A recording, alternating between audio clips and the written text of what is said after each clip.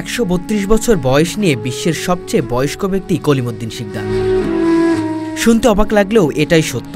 প্রথমে শুনে হয়তো অনেকেই বিশ্বাস করতে পারবেন না যে একটা মানুষ আবার 132 বছর কিভাবে বেঁচে থাকতে পারে।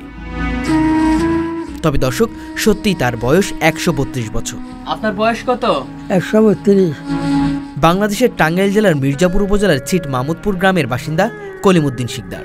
এই বয়সে এসে তিনি শুধু বেঁচে আছেন না, বরং দিব্যে হাঁটাচলা করেন, নামাজ আদায় করেন, আর নিজের শৈশবের স্মৃতিও মনে রাখতে পারেন। এই বয়সেও তার চোখ ভালো দেখে, ব্রেন শক্তি আছে পূর্ণ মাত্রায়, শুধু কানে একটু কম শোনেন।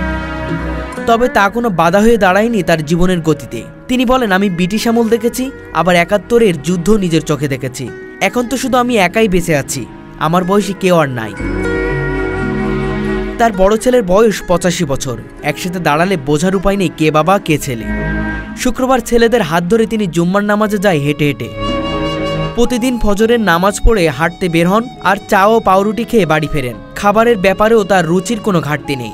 ফল, মাছ, মাংস আর দুধ পছন্দের তালিকার শীর্ষে। বয়স যেন শুধুই একটা সংখ্যা তার জীবনে।